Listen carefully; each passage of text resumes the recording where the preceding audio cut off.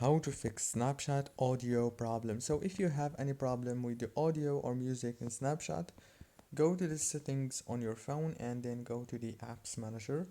Open the apps like this. On this page you will find all the apps that you have.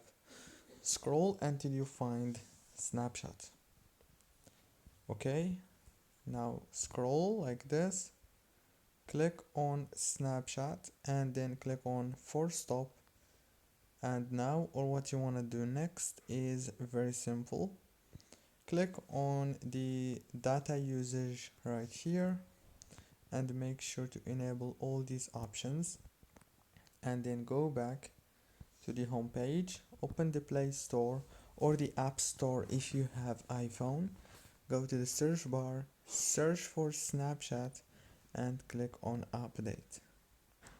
That's it. Don't forget to like, subscribe, and thank you for watching.